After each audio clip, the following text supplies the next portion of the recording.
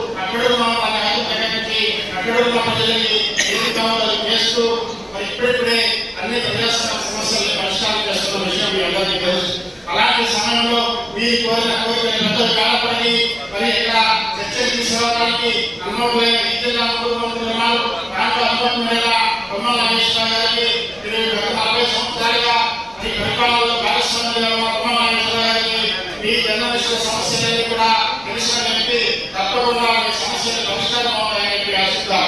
అదేవిధంగా మరి జిల్లా మహాసభలో కూడా మీరు సంఘటితంగా మీ సమస్యల పట్ల ఒక అవగాహనతో ఒక ప్రజాపాలనగా మనసుకుంటే ప్రభుత్వం దృష్టికి తీసుకువెళ్ళి ప్రభుత్వంతో చర్చలు జరిపి మీ పెద్ద సమస్యలు కావు, లక్షల రూపాయలు కోట్ల రూపాయలు విలువ చేసే సమస్యలు కావాలని తెలుస్తుంది. ఏదైతే సమాజంలో మరి పేదలు ఉన్నారో అలాంటి పేదలే మీరు కూడా ఉన్నారు కాబట్టి వారి ఇండస్ట్రీలు కావాలనో ఇల్లు కావాలి మంచిది కావాలను ఆరోగ్య సమస్యలకి పరిష్కారం కావాలను కోరుకోవడంలో తప్పులేదు. సమాజంలో వ్యవస్థలో ఉన్న ప్రజల సమస్యలను మరి ప్రభుత్వం దృష్టికి తీసుకుపోతున్న మీరు ఈ సమస్యలు కూడా ప్రభుత్వం తప్పకుండా ఆ దృష్టితో ఆలోచించి మరి న్యాయం చేయాలని చెప్పి కోరుతూ నాకు ఈ అవకాశం ఇచ్చినందుకు ప్రజలందరినీ హృదయపూర్వక కృతజ్ఞతలు తెలియజేస్తామని కార్యదర్శి వెంకటేశ్వరరావు, రాష్ట్ర అధ్యక్షుడు రాజధాని గారు, ప్రధాన కార్యదర్శి రామయ్య గారు, ప్రియమైన జర్నలిస్ట్ మిత్రులందరికీ పేరు పేరున అందరికీ కూడా శుభాకాంక్షలు, ధన్యవాదాలు. రేపు రాబోయే కొత్త కమిటీ కూడా ప్రత్యేకంగా ధన్యవాదాలు. సంతోషం. నేను మొన్న ఖమ్మంలో అటెండ్ అయ్యాను కాబట్టి అక్కడే చెప్తే మనంగా రాత్రి ఎండబడి మొన్నగూడెం దాకా వచ్చి పట్టుబడి తీసుకొచ్చాడు. అయినా సరే మీతో కలవడం కొంత మీ బాధ మాకు చెప్తే ఎంత రిలీఫ్ అవుతారో మా బాధ కూడా మీకు చెప్తే మేము కూడా రిలీఫ్ కావచ్చు. కాబట్టి 40 సంవత్సరాలుగా నన్ను నిలబడ్డా నిలబడ్డా కష్టం వచ్చిన సుఖం వచ్చిన నన్ను దాచుకుంటూ ఈ జిల్లా జర్నలిస్టులు అందరూ కూడా సంతోషం వచ్చినా, కోపం వచ్చినా, మంచి వచ్చినా, చెడ్డ వచ్చినా నా హృదయాన్ని తెలుసుకొని నన్ను ఇన్ని రోజులు రాజకీయాల్లో కాపాడుతున్నటువంటి మిత్రులందరికీ హృదయపూర్వకమైనటువంటి ధన్యవాదాలు. నేను కేవలం అభివృద్ధి కోసం, ప్రజల కోసం, మన జిల్లా యొక్క సౌకర్యం కోసమే మాట్లాడతా, మిమ్మల్ని ఏదన్నా అధికారులు ఏదన్నా ప్రజాహితం కోసం తప్ప నా సొంతం స్వార్థం ఉండదు అని చెప్పి మీకు తెలుసు, నాకు తెలుసు. నాతోటి సుదీర్ఘ ప్రయాణం చేసిన వాళ్ళు చాలా మంది ఉన్నారు, కొంతమంది కొత్త ఉండవచ్చు. నేను కోరేది ఏంటంటే అన్ని వ్యవస్థలో కూడా ఆ యొక్క ఉనికిని, ప్రజల యొక్క విశ్వాసాన్ని, నమ్మకాన్ని కోల్పోతున్నాయి. అది రాజకీయ వ్యవస్థ కావచ్చు, లేదా శాసన వ్యవస్థ కావచ్చు, లేదా అడ్మినిస్ట్రేషన్ కావచ్చు, 4వ స్థానమైనటువంటి మీరు కావచ్చు. మనందరి బాధ్యత వ్యవస్థను రక్షించుకోవడం. ఏ స్థానంలో ఉందా ఈ ప్రజాస్వామ్యానికి 4 స్తంభాలను చెప్పుకునేటటువంటి 4 వ్యవస్థలు మనం ఎదుర్కోలేకపోతే, ఆ యొక్క ఉనికిని మనం కాపాడకపోతే మనం ఈ కొట్టకనే అవసరం. మీ తల్లిదండ్రుల దయ వల్ల, మీ సమాజం దయ వల్ల భగవంతుడు మనకి అవకాశాలు ఇచ్చారు. ఒక్కొక్కరికి ఒక్కొక్క రంగంలో మీకు అవకాశాలు వచ్చాయి. ఆ 3 రంగాల కంటే అత్యంత ప్రాధాన్యత ఇచ్చే రంగం, ప్రతిరోజు మిమ్మల్ని కలుసుకునే రంగం, మీ యొక్క బాధ కోసం, మీ యొక్క మాట కోసం ఎదురు చూసేటటువంటి రంగం జర్నలిస్టులు అత్యంత ముఖ్యమైనది నా భావన. నేను ఏదైనా గ్రామంలో చూస్తే నేను చేయగలిగిందంటే ఎవరికి అధికారులు పెట్టి సరి చేసుకుంటాను. నా తప్పుంటే కూడా నేను సరి చేసుకుంటాను. ఇలా పొద్దున్న ఒక గంటలో పండుగ మీద ఒక వార్త వచ్చింది ఏదో గ్రామంలో. నమ్మకే కలెక్టర్కి చెప్పి ఏంటే వెళ్ళి బయట వార్తలు వేసేస్తున్నారు చిన్నపిల్లలు. వార్తలు ఆంధ్ర వార్తల్లో ఉంటే చిన్న కుగ్రామం పడతో వెంటనే గారిని పంపించి దాన్ని రెక్టిఫై చేయవచ్చు. నాకు మీరు రాసే రాతలన్నీ కూడా పొద్దున్నే నా దగ్గరికి వస్తాయి. వాటిన్నింటినీ ఆ డిపార్ట్మెంట్ని పంపించి మరి యాక్షన్ టేకింగ్ రిపోర్ట్ కూడా పంపించమంటారు. కొంతవరకు ఎందుకంటే మీరు పక్క తుపాకు వేస్తుంటే కరెక్టర్లలో కూడా మీ జీవితాన్ని, మీ కుటుంబాన్ని త్యాగం చేసి ఆ రోజుల్లో తిరుగుతారు. గోదావరి వరదలు వస్తే మా వెంకటరావు అయితే పడవేసుకున్న రోజు జ్ఞానంలో ఉండాలంటాడు. అట్లాగే ప్రతి సమస్య కూడా ప్రజల కోసం మీరు కుటుంబాన్ని, జీవితాన్ని త్యాగం చేసి ప్రభుత్వం దృష్టికి తీసుకొస్తే దానివల్ల ప్రజలకు ఫలితం జరుగుతుందని చెప్పి మీ ఆకాంక్ష తగ్గట్టుగా మీరు కూడా ప్రవర్తించాలి. మీరు ప్రవర్తిస్తే సమాజానికి పేరు. సమస్యలు మీకేమి ఉన్నాయో మాకు అంతకంటే వ్యక్తిత్వం ఉంది రాజకీయ నాయకులు. మా ఇద్దరికి ఉన్న దానికంటే ఇంకా ప్రజలకి లక్షల సమస్యలు ఉంటాయి. మన వ్యక్తిగత సమస్యలు, మన వృత్తి సమస్యలు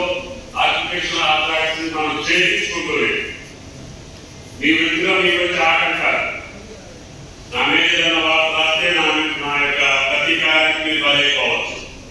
చూస్తున్నారు కొంతమంది శాండాలతో విలేకరులతో ఇచ్చినాడు లేదు ఆ యొక్క దురాఘాతానికి ఆటంకం కలుగుతూ ఉంటే మనుషుల్ని నేర్పించినాడు.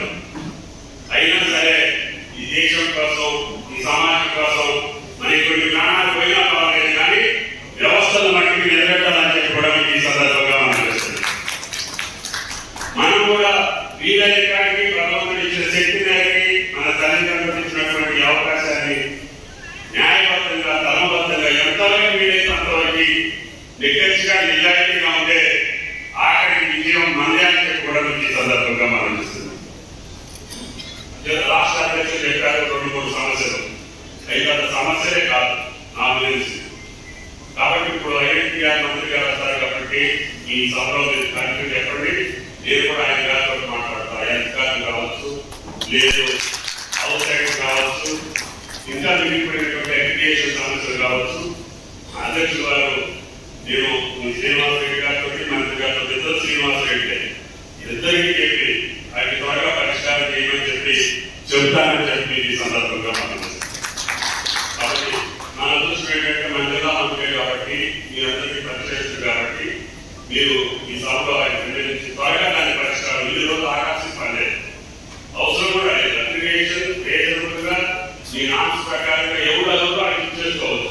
అది పెద్ద సమస్య కాదు. అదేవిధంగా ఇళ్ల స్థలాలు కూడా నాకు ఎప్పుడు అవకాశం ఉంటే ప్రభుత్వంలో అప్పుడు తీసుకుంటే వచ్చారు. కాకపోతే అప్పుడు నా అదృష్టం ఏంటంటే 10 ఉండేవారు, ఇప్పుడు 100 అయ్యారు. కాబట్టి ఆశీష్ గారికి తెలుసు. ఎందుకంటే ఆయన కూడా ఆయనటువంటి చాలా రోజులు ప్రయాణం చేశారు. అటువంటి జర్నలిస్టు చూసి లేదా అటువంటి రాజకీయ నాయకులు చూసి ఇప్పుడు మనం కొంచెం ఇబ్బంది పడాల్సి వస్తుంది. వాళ్ళంత నిజంగా నిజాయితీగా నిర్వీతిగా వృద్ధులను రాణించినప్పుడు మనం ఎందుకు రాణించలేకపోతున్నామని మీరు కూడా ఆలోచన చేసుకోవాలి. రామచంద్రమూర్తి గారికి వైరాగ్యం అనుకుంటారు. మరి అటువంటి యుద్ధంలో పుట్టినటువంటి జిల్లా మీరు ఎందుకంటే పైకి పోవాలనేది నా కోరిక. కాబట్టి కష్టపడితే మనసు పెడితే ఏది కూడా సాధించలేకూడదు. మీరు గోదావరి నీళ్ళు రావన్నారు, ఎందుకు రావు? మన పొలాలు ఎందుకు రావు?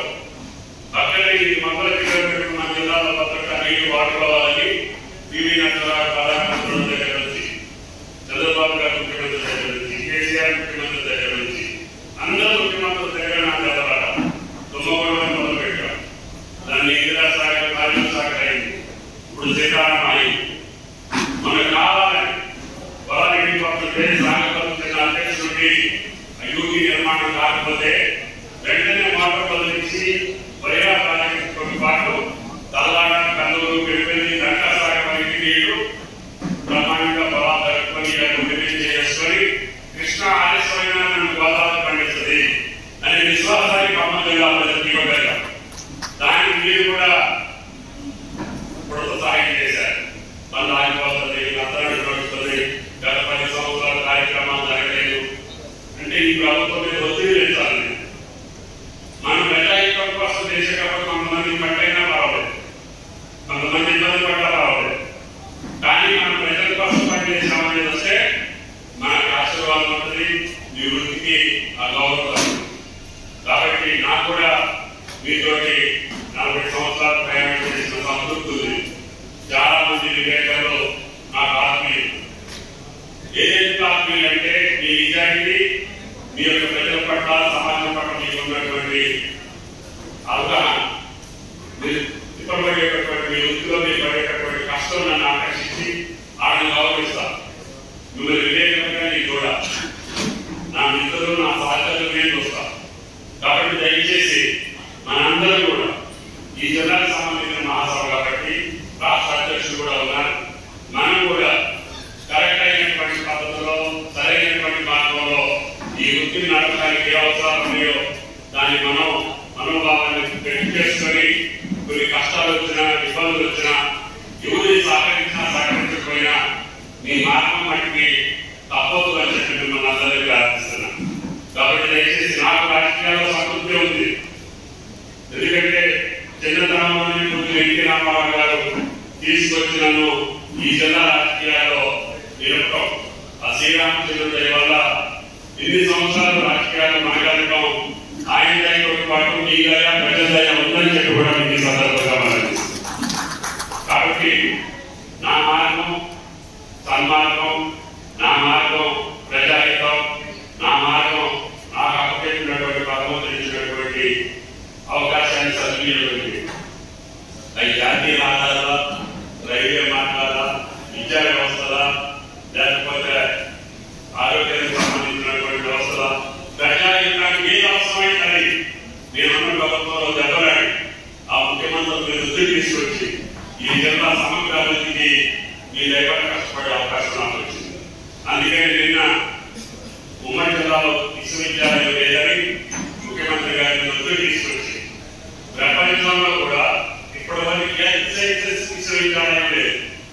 జియాలజీ మీద, లేకపోతే క్లైమేట్ మీద, లేకపోతే వేరే అంశాల మీద సబ్జెక్టులు ఉన్నాయి. కానీ మొత్తం భౌగోళికానికి సంబంధించినటువంటి సమస్త శాస్త్రానికి సంబంధించిన విశ్వవిద్యాలయం ప్రపంచంలో భారత కొత్తగూడలో ఏర్పాటు కాబోతాం.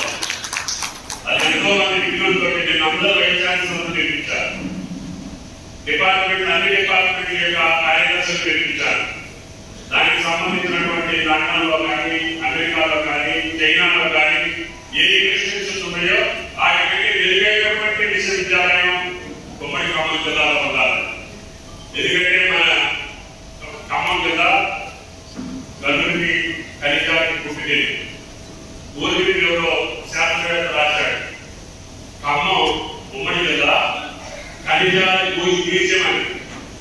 ఎప్పుడో 100 సంవత్సరాల క్రితమే.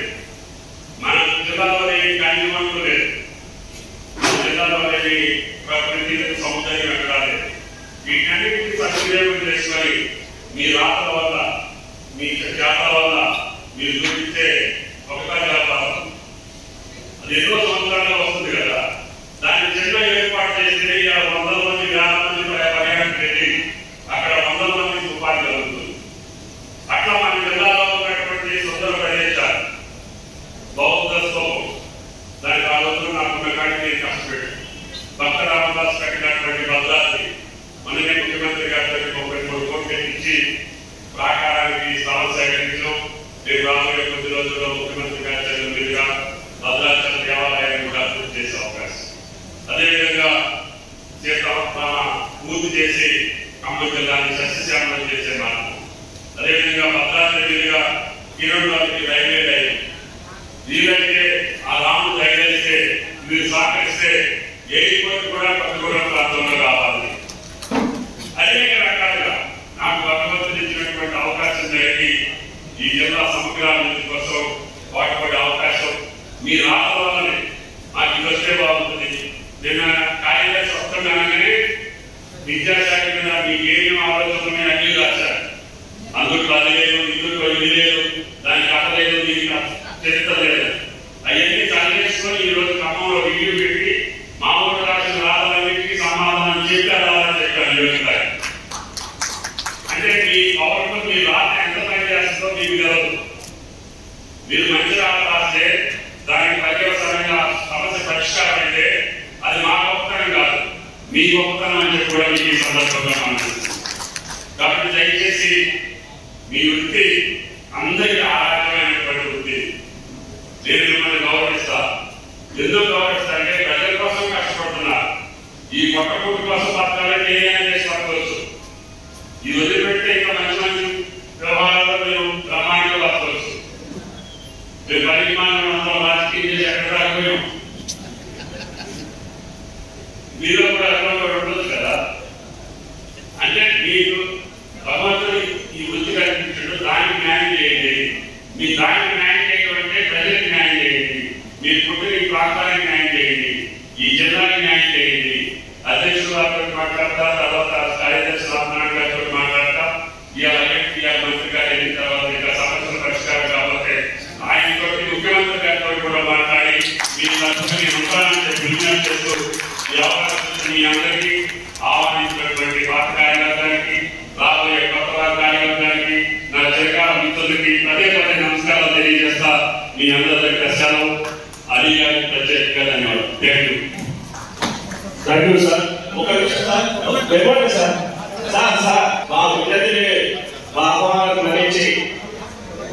జిల్లాకు వేరే మాసం చేసి మమ్మల్ని ఆనందింపజేసిన అందుకు తుమ్మల నాగేశ్వర గారికి ప్రత్యేక ధన్యవాదాలు తెలియజేస్తున్నాం సార్.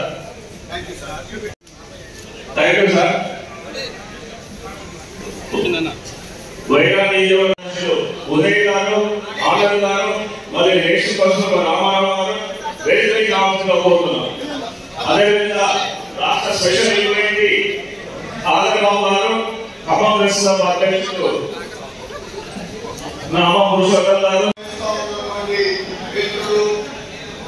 జిల్లా అధ్యక్షులు గారు, వేదిక రాష్ట్ర అధ్యక్ష కార్యదర్శులు విరాట్ గారు, రామారాయణ గారు, పెద్దలు రవీంద్ర శేఖర్ గారు, మన రాష్ట్ర నాయకత్వం, ఈ జిల్లాకు సంబంధించినటువంటి ఈ స్థాయిలో హాజరైనటువంటి అందరికీ పేరు పేరున కృతజ్ఞతలు తెలియజేస్తాం. 2022 మే 20న ఆలయం పరిధిలో ఉన్నటువంటి ఒక ఫంక్షన్ హాల్లో 2023లో అప్పటి ముఖ్యమంత్రి కేసీఆర్ గారు ఈ జిల్లాకు వచ్చినప్పుడు ఈ జిల్లా సమస్యలను పరిష్కరించామని అంటే యూనియన్ మిత్రులు లేచి జగన్ సమస్య మిగిలి ఉంది, మండలాల నుంచి జిల్లా స్థాయి వరకు జగనించిన సమస్య పరిష్కారం లేదని వెంకటరావు సహా మిత్రులు అడిగినప్పుడు ఆయన ఒక హామీ ఇవ్వడం, ఆ హామీ మేరకు 2023 మే నెలలో సొసైటీ ఏర్పాటు చేసుకొని ఆ సొసైటీకి సంబంధించి 23 ఎకరాలను సాధించుకోవడం జరిగింది. ఈ జీవో సాధించిన సందర్భంగా ఖమ్మంలో అతి పెద్ద ర్యాలీ నిర్వహించడంతో పాటు ఎంపీలో పెద్ద మిత్రుల మండలాల్లో విధేయమైనటువంటి భూమి మాత్రమే ఖమ్మం జగన్కు కేటాయించబడింది. ఆ సొసైటీ విస్తృత ప్రాతిపదికన ఈ జిల్లాలో ఉన్నటువంటి 20 మండలాలకు వర్తించేట్టుగా ఆనాడు డీసీఓ గారి సలహా మేరకు ఆ సొసైటీని ఏర్పాటు చేయడం జరిగింది. ప్రభుత్వం సొసైటీల ద్వారా మాత్రమే స్థలాలు కేటాయిస్తారని చెప్తే ఈ సొసైటీని చూపెట్టాలనేటువంటి ఉద్దేశంతోనే ఈ సొసైటీని ఏర్పాటు చేయబడుతుంది. మీ అందరికీ సభాముఖంగా తెలియజేస్తున్నారు. అలాగే మండల స్థాయి నుంచి జిల్లా స్థాయి వరకు 7 ఇళ్ల స్థలాలతో పాటు అర్హత కలిగినటువంటి అర్హత ఉన్నటువంటి వారికి అప్లికేషన్ ఇవ్వాలని ముఖ్యంగా గడిచిన 4-5 మాసాల కాలంలో పని ఒత్తిడి కారణంగా అనేక మంది జర్నలిస్టులు భావించారు. హెల్త్ కార్డు సౌకర్యం లేదని క్యాష్లెస్ వైద్యాన్ని అందించాలని చెప్పి మన యూనియన్ కూడా డిమాండ్ చేస్తూ ఈ జిల్లాలో ఉన్నటువంటి అందరూ ప్రజాప్రతినిధులకు వినతి పత్రాలు అందించడం జరిగింది. అలాగే ఖమ్మం నగర కమిటీతో కలిసి 2 హెల్త్ క్యాంపులను కూడా నిర్వహించడం జరిగింది. దాంతో పాటు యశోద ఆసుపత్రి సౌకర్యంతో ఒక health camp mega health camp నిర్వహించడం జరిగింది. జర్నలిస్టుల సమస్యలకు స్పందించడంతో పాటు కొంతమంది విషయాలు ఈ సంఘాన్ని ఇబ్బంది పెట్టాలనుకున్నప్పుడు ఈ అందరి అందరితో కొంతమందిని ఈ సంఘం నుంచి బహిష్కరించాం. అది కూడా విషయాన్ని కూడా విషయాలు ఈ జిల్లాలో ఈ జిల్లాలో జర్నలిస్టు సమస్యలుగా స్పందించినటువంటి ఏకైక సంఘం టీవీ. అదే రీతిలో ఒక బలమైనటువంటి జర్నలిస్టు సంఘంగా ఐజీ ఉంది. ఎందుకు చెప్తున్నారంటే ఈ మొదటి జడ్పీ మీటింగ్ లో చెప్పారు, ఈ జిల్లాలో అక్రెడిటెడ్ జర్నలిస్టులు 850 మంది ఉంటే ఐజీ సంఘంలో 5 నియోజకవర్గాల నుంచి 640 మంది ఈ సంఘంలో ఉన్నారంటే మన సంఘం బలంతో ఆలోచించారు.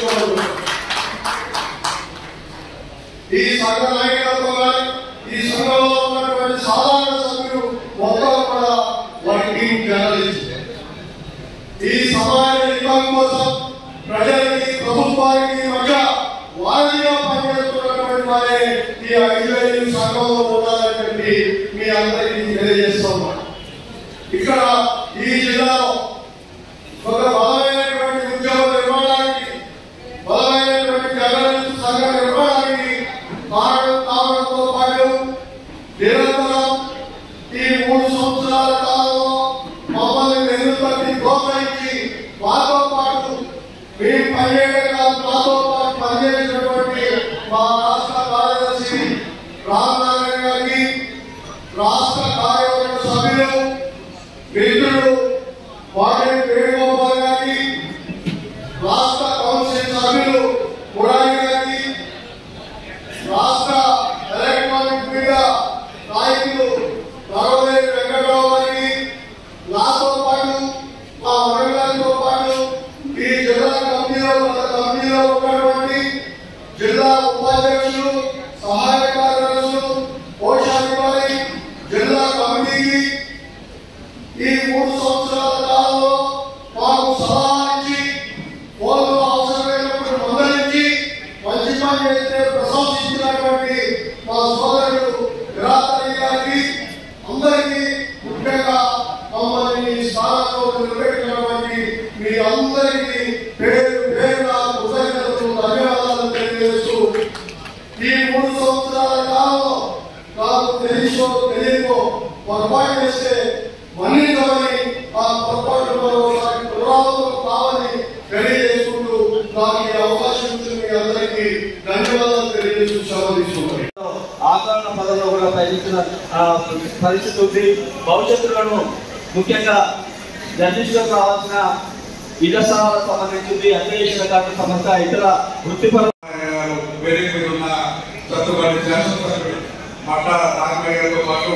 నేషనల్ కౌన్సిల్ జిల్లా ఉమ్మడి జిల్లా వచ్చినటువంటి నాయకత్వానికి నాతోని రిపోర్టర్ అందరూ కూడా స్వాగతం పలుకుతా ఉన్నా.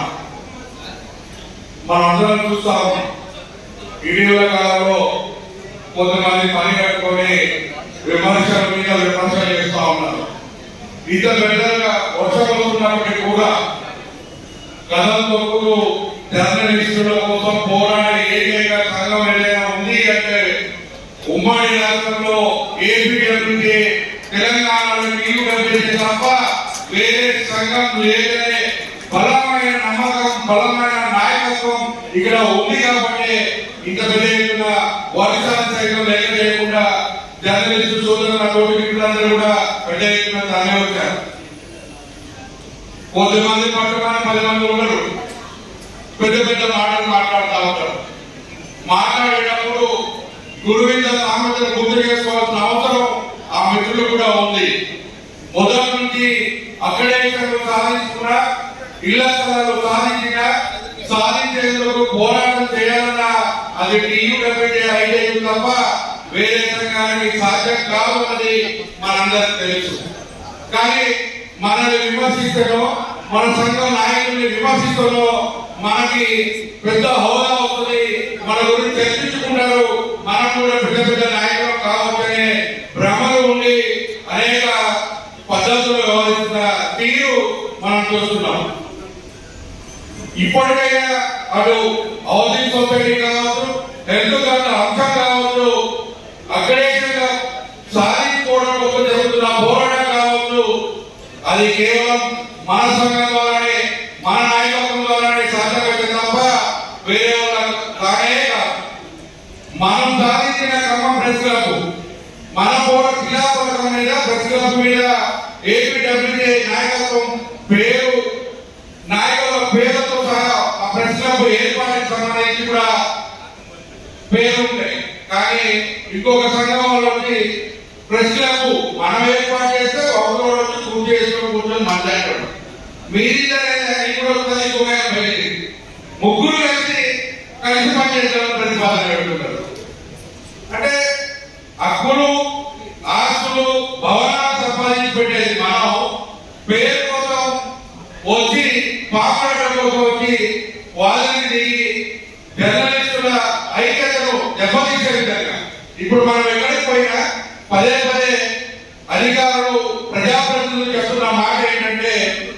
మీలో అనైక్యత ఉంది, మీ సమస్య పరిష్కరిద్దాం అనుకున్నా మిగతా సంఘంలో ఒప్పుకోవడం లేదన్నా నన్ను ఏం చేయమంటారని చెప్పేసి చిన్నగా మన మీద నెట్టేసి వాళ్ళు తప్పుకున్న పరిస్థితి ఉంది. కానీ మన సత్తుపల్లి మన ఆడబిడ్డ మట్టా రాఘమయ్య గారు జర్నలిస్టులకు ఎన్నికల ముందు హామీ ఇచ్చారు. 5 లక్షల రూపాయల చెక్కు మొదటి దశగా అందజేశారు.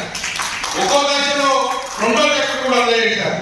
అక్కడ మీరు ఎన్ని సంఘాలు ఉన్నాయి, అన్ని సంఘాలు ఉన్నాయి, నాకు సంబంధం లేదు, నాకు జర్నలిస్టులుగానే కనిపిస్తున్నారు, మీ సమస్యల పరిష్కారంకు సత్తుపల్లి ఏకైక మహిళా ఎమ్మెల్యేగా మా ఆడబిడ్డగా ఉన్న రాఘమయ్య గారు అందరినీ మీరు ఎన్ని సంఘాలు ఉన్నా సరే నేను ఇచ్చేది మీకు ఉపయోగపడాలి, ఎవరు ఆపదలో ఉంటే వాళ్ళ దగ్గర రండి అని చెప్పి ఆర్థిక సహాయం చేయడమే కాదు ప్రజలకు సంబంధించిన అంశాలు కూడా మేడం పరిశీలనలో తీసుకున్న పరిస్థితి ఉంది.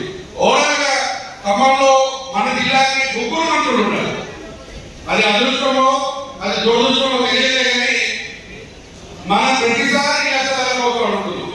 ఇల్లు హౌసింగ్ సొసైటీ ద్వారా పూర్తిగా మన ఇల్లు వచ్చినాయి, బస్సు వచ్చింది, డబ్బులు కట్టడం తర్వాయి కాదు. కలెక్టర్ దగ్గర పోతే మనకి ఇచ్చిన హైదరాబాద్ హౌసింగ్ సొసైటీకి ముడిపెట్టి మనకు చూపిస్తారు. ఏంటా అని 3 మంత్రులను కలిస్తే హైదరాబాద్ సుప్రీంకోర్టులో కేసు వేశారు కాబట్టి ఆ కోర్టుకి సుప్రీంకోర్టుకి హౌసింగ్ సొసైటీకి లింక్ ఉంది కాబట్టి ఆ కోర్టు తీర్పు వచ్చినాక మనం ఏం చేయని పరిస్థితి ఉందని చెప్తున్నారు. అసలు హైదరాబాద్ హౌసింగ్ సొసైటీకి మనకు సంబంధం లేదు. ఈ రాష్ట్రంలో ఏకైక ఖమ్మం జిల్లాలోనే హౌసింగ్ సొసైటీకి స్థలం కేటాయించి జీవోకి అంత ప్రాసెస్ కూడా అయిపోయింది. ఆ సమస్యని పరిష్కారం చేయకుండా ఇంకా కష్టాలు చేసుకున్న పరిస్థితి అయితే ఖమ్మం జిల్లాలో ఉంది. 3 మంత్రులు మనం ఏ రోజు ఎప్పుడు ఎక్కడ నుంచి అడిగినా కూడా మీ సమస్యను పరిష్కారం చేస్తా, మీకు ఇబ్బంది లేదు. 10 ఏళ్ళు బీఆర్ఎస్ ప్రభుత్వం తెలంగాణ ఉద్యమం మలిదేశ ఉద్యమంలో చాలా కీలకంగా గల్లీలో జరిగిన ఉద్యమాన్ని ఢిల్లీకి పిలిపించింది మనం. వాళ్ళు 10 ఏళ్ళు అధికారంలో ఉండేలాగా వాస్తవానికి మనం కాంగ్రెస్ ప్రభుత్వం కాంగ్రెస్ పార్టీ ఆందోళన చేసి పాదయాత్రలు చేస్తే వాళ్ళ పోరాటాలని ఆందోళనలు బ్యానరేటం రాసి వార్తలించి ఇంటర్వ్యూలు చేసి ఖమ్మం జిల్లాలకు ఎన్నడూ ఎప్పుడు కూడా 9 స్థానాలకు తగ్గకుండా కాంగ్రెస్ పార్టీ గెలిచిన పరిస్థితి. అంటే మన పాత్ర అమోఘమైనటువంటి పాత్ర ఈ ఖమ్మం జిల్లాలో జర్నలిస్ట్ పాత్ర కాంగ్రెస్ పార్టీకి ఉంది. కానీ అధికారంలోకి రాగానే మీరు స్వీట్ తినిపించాలని ఇబ్బంది పడాల్సిన అవసరం లేదని చెప్పారు. ఇప్పుడు తుమ్మల గారిని అడిగినా, పొగిలేడి గారిని అడిగినా, బట్టి గారిని అడిగినా మీకు ఇబ్బంది లేదు, మేమున్నాం. 2 ఏళ్ళు గడిచిపోయింది. ఇక వచ్చేది ప్రతిపక్షంలో పోరాటం చేసే సమయం. మన విలువ మన భాగస్వామ్యం ఎలా ఉంటుందన్నది ఇంకొక 5 నెలల్లో స్థానిక సంస్థల ఎన్నికల్లో జర్నలిస్టులు ఈ ప్రభుత్వానికి ఎంత అవసరం ఉన్నది స్పష్టంగా అర్థమయ్యేటువంటి 2 నెలలు స్థానిక సంస్థలు గడిస్తే 2 నెలల తర్వాత టీఆర్ఎస్ కావచ్చు, వామపక్షాలు కావచ్చు ఈ ప్రభుత్వం మీద పోరాటాలు చేస్తున్న సమయంలో మన పాత్ర ఈ ప్రభుత్వానికి అండగా ఉండాలా లేదా కూడా వాళ్ళకి అర్థమవుతుంది. ఇప్పటికైనా ఖమ్మం జిల్లాలో సుప్రీంకోర్టు తీర్పుకి ఖమ్మం హౌసింగ్ సొసైటీ సలహాకి ఎటువంటి సంబంధాలు లేకపోయినా మనకి మాత్రం ఇళ్ల స్థలాలు ఇచ్చేందుకు కేవలం ఖమ్మం అంటే ఒక రోల్ మోడల్, ఉద్యమాలకు పురిగడ్డ, తెలంగాణ రైతాంగ సాయుధ పోరాటానికి నాంది పలికిన ఖమ్మం జిల్లా, తెలంగాణ మహిళల ఉద్యమానికి నాంది పలికింది ఖమ్మం జిల్లా. ఇప్పుడు రాష్ట్ర రాజకీయాల్లో కూడా కీలకమైనటువంటి 3 పదవులు సాధించుకుంది ఖమ్మం జిల్లా. ఇటువంటి ఖమ్మం జిల్లాలో జర్నలిస్టులకు అన్యాయం చేయొద్దు, దయచేసి ఆలోచన చేయండి. మేమంతా కొద్దిమంది కానీ మా ప్రభావం, మా వార్తలు, మీరు చెప్పే మాటలు చాలా మందిని, లక్షల మందిని కూడా ఆలోచింపజేసే విధంగా ఉంటాయి. ఒకరిలో ఇద్దరిలో చూసి అందరూ ఒకే రకంగా ఉంటారు, అందరి అలాగే చెప్తే వదిలేసుకుంటారనే భ్రమలు ఉన్నాయి. దయచేసి రాష్ట్ర ప్రభుత్వానికి అధికారులకు విజ్ఞప్తి, మమ్మల్ని జర్నలిస్టులుగా చూడండి. ఇక్కడ వచ్చిన మిత్రులు చాలా మంది కేవలం నీటిగా డ్రెస్ వేసుకుంటారు, పొద్దున్న హడావుడిగా ప్రభుత్వ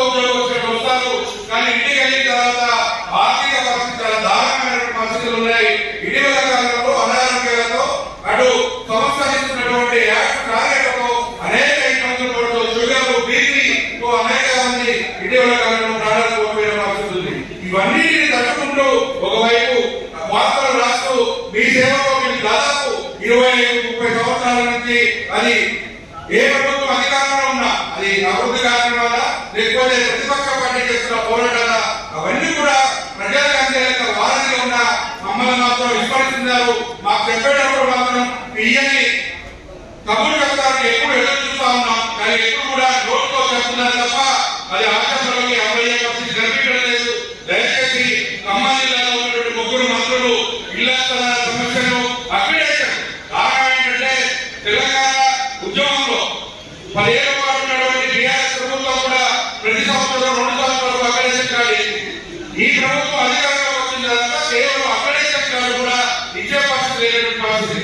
అక్రిడేషన్ కార్డు కూడా కుదించేందుకు ప్రయత్నాలు కొనసాగుతున్నాయి. మనం అడిగేది అక్రిడేషన్ కార్డు ఉంటే గుర్తింపు కార్డు ఉండాలి, గుర్తింపు కార్డు ఉంటే బస్ పాస్ ఉంటుంది, బస్ పాస్ ఉంటే మనం ఇళ్ల స్థలాలు అడుగుతామని ఈ ప్రభుత్వం ముందుగానే వేసుకొని ఉన్నటువంటి అక్రిడేషన్ కార్డులను కూతబెట్టి మనం ఇబ్బంది పెట్టాలని కూడా చూస్తున్న పరిస్థితి. దయచేసి అక్రిడేషన్ కార్డు మాకు పెద్ద కష్ట అయ్యే పని కాదు.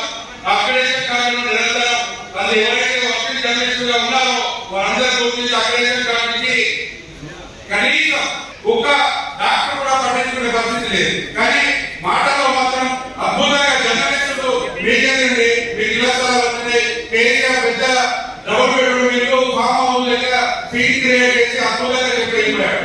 రేవంత్ రెడ్డి గారు కూడా వచ్చారు, రేవంత్ రెడ్డి గారి నుంచి కూడా తీసుకెళ్ళాం. ముగ్గురు మంత్రులు ఎక్కడికి పోయినా కూడా జర్నలిస్టులకు ఎవరైనా కూడా ఇళ్ల స్థలాలు మీకు వచ్చేసి భయపడాల్సిన ఉంటుంది.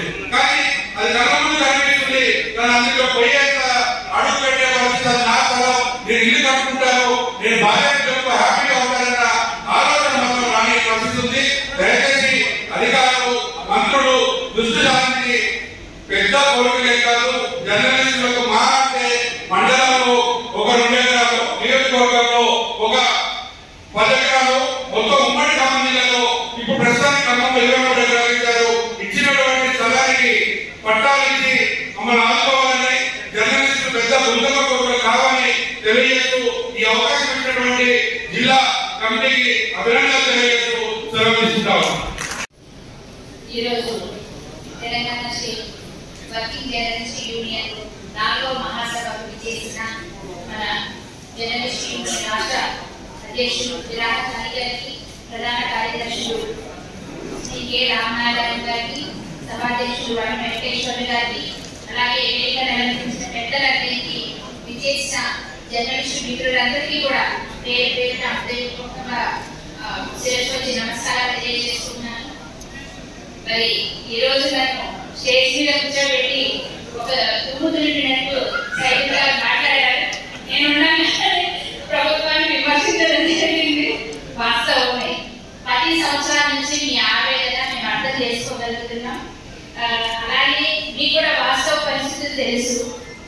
మీరు బంగారు తెలంగాణ నినాదంతో వచ్చిన మన బీఆర్ఎస్ నాయకులు తెలంగాణ రాష్ట్రాన్ని ఎలా అతలాకుతలం చేశారో, ఎంత అస్తవ్యస్తం చేశారో మీ అందరికీ తెలుసు. దానికోసం మేము ఇచ్చిన వాగ్దానాలు అమలు చేయడంలో కొంచెం వ్యాప్తి జరుగుతుంది, కానీ ఖచ్చితంగా అయితే చేస్తామండి. మా వైపు మేము తీసుకుంటే మేము ఇప్పటి నుంచి కాదు, జర్నలిస్ట్ అంటే మా అత్తయ్య గారి కాలం నుంచి కూడా గత 30 సంవత్సరాల నుంచి కూడా మేమందరం కూడా కలిసిమెలిసే ఉంటాం. మాకు కుటుంబ బాంధవ్యంగా, కుటుంబ సభ్యులుగా కలిసిపోయే ఉంటారు. ఇప్పుడే కాదు, ఎవరైనా జర్నలిస్ట్ మిత్రులు అడగండి. మా నియోజకవర్గంలో కోవిడ్ టైంలోనే కాకుండా ఏ టైంలో అయినా సరే, అలాగే మా హాస్పిటల్లో ఉచిత ట్రీట్మెంట్ ఇవ్వడం కానీ జర్నలిస్టులకి, ఇలా అంటే మా హాస్పిటల్కి సంబంధించి ఉచిత హెల్త్ కార్డ్స్, మెడిసిన్స్ ఫ్రీ ఇవ్వడం, ఇలా మా సాధ్యమైనంత వరకు మేము చేసుకుంటూనే వచ్చాము. అలాగే మా గెలుపులో కూడా ప్రధాన పాత్ర పోషించారండి మా జర్నలిస్ట్ మిత్రులందరూ కూడా. అందుకని వారికి మరొకసారి అభినందనలు తెలియజేస్తున్నాం. అలాగే అందుకోసం వాళ్ళ రుణం తీసుకునే దిశలో భాగంగా మేము జర్నలిస్ట్ యూనియన్ కి సంవత్సరానికి 5 లక్షల చొప్పున, మీరు ఎమ్మెల్యే 5 సంవత్సరాలు టోటల్ 25 lakhs ఇస్తామని మేము మాట ఇచ్చాము. అలాగే ఇచ్చాము.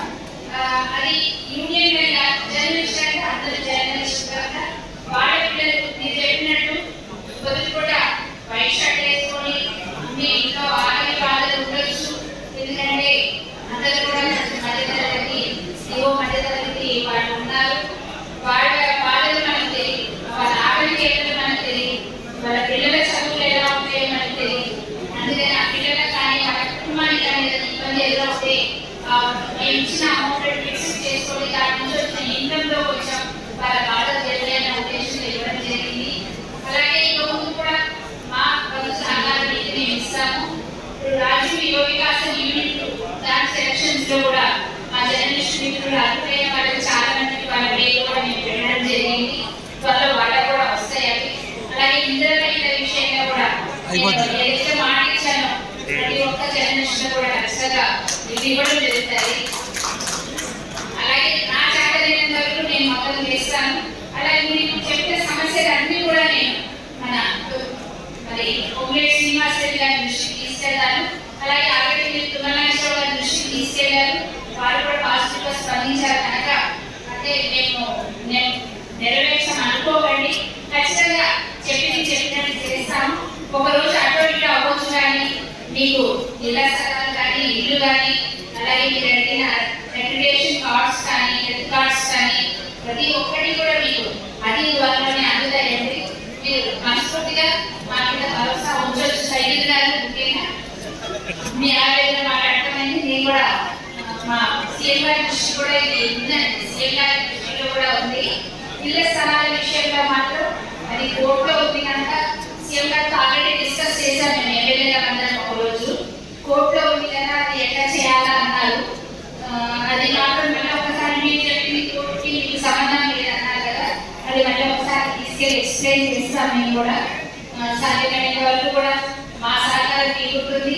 అలాగే మీరు చక్కగా ప్రయత్నించాలని సుదీమెంతగా రాబోయే ఎలక్షన్స్ లో చూస్తున్నాను.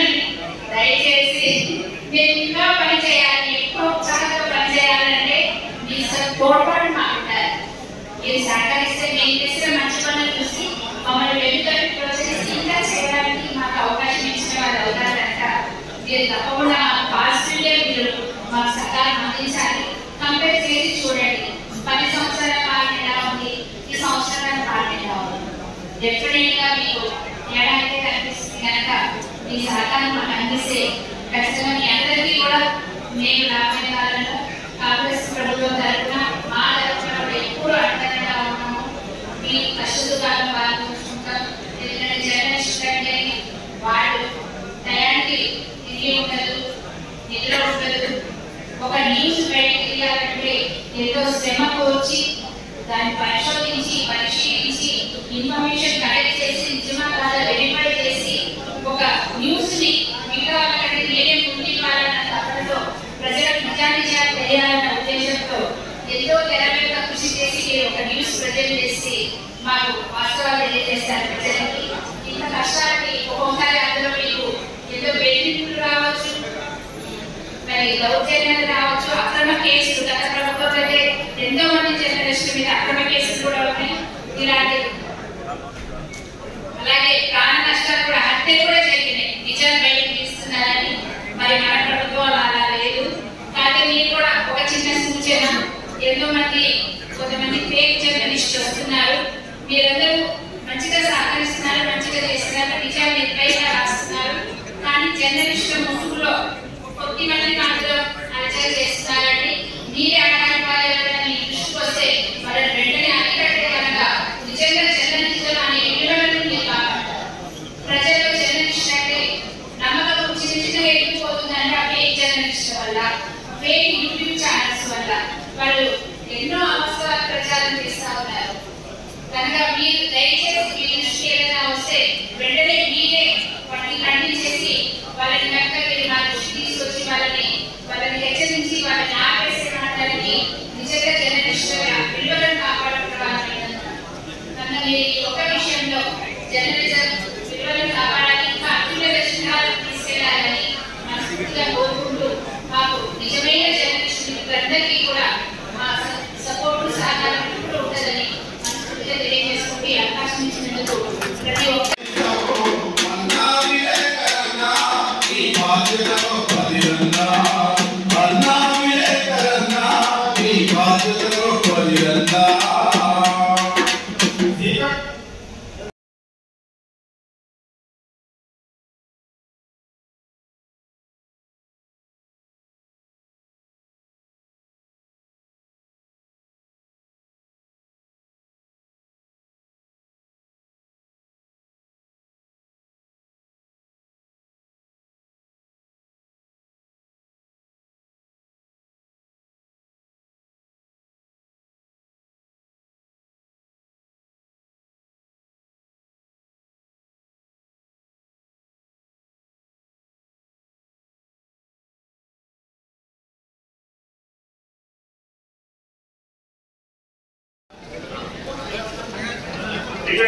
రాష్ట్ర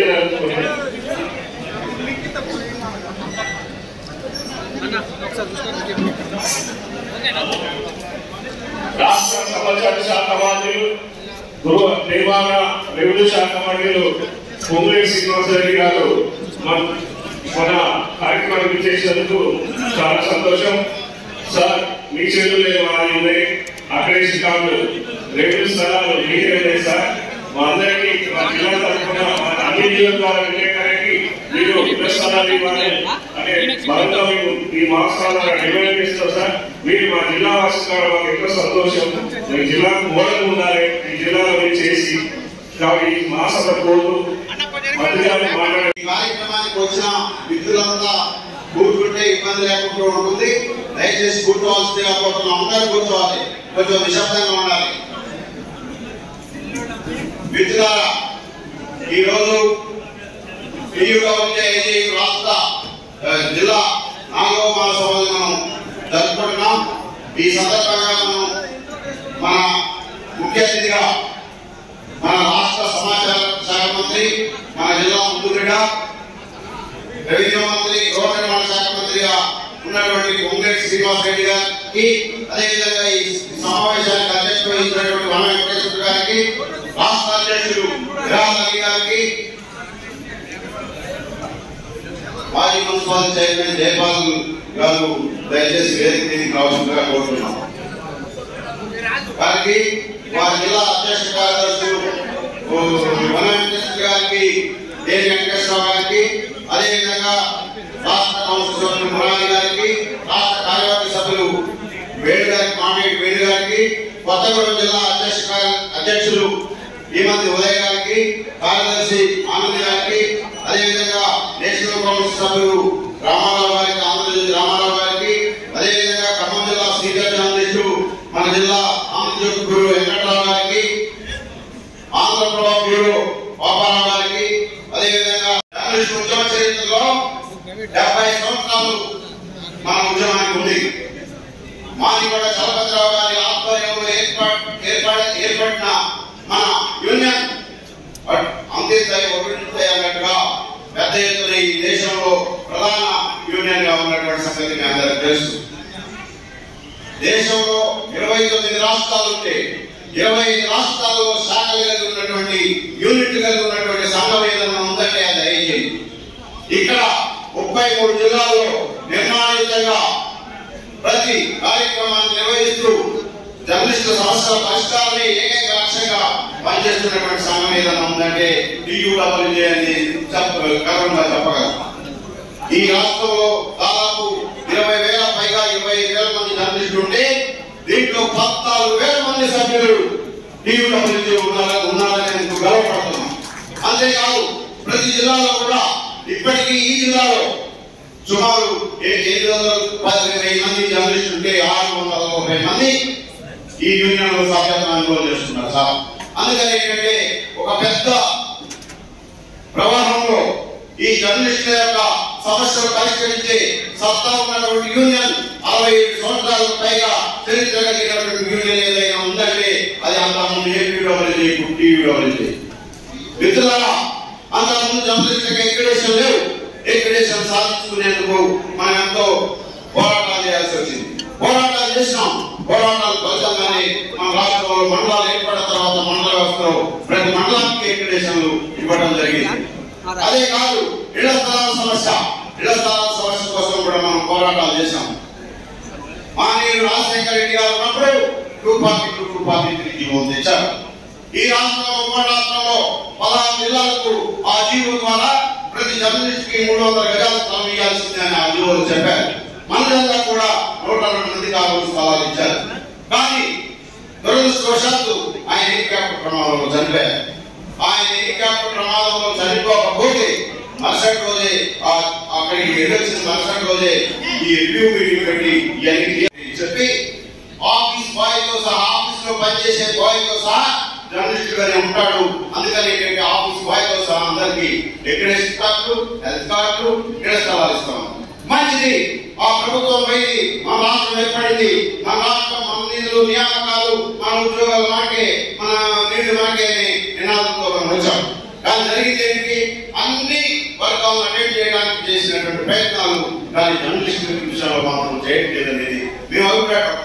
అందుకనే 10 సంవత్సరాలు చూసాం, 10 సంవత్సరాలు ఇబ్బంది పడ్డాం. సారు కొమ్మరెడ్డి గారికి కూడా తెలుసు మన కష్టాలు, నాటుకుంటే ఆయన చూస్తూనే ఉన్నారు. మనం ఖమ్మం కలెక్టరేట్ ముందు, పాత కలెక్టరేట్ ముందు పెద్ద ఎత్తున ట్రైన్ చేసి 15 రోజులు దీక్షలు చేశాం.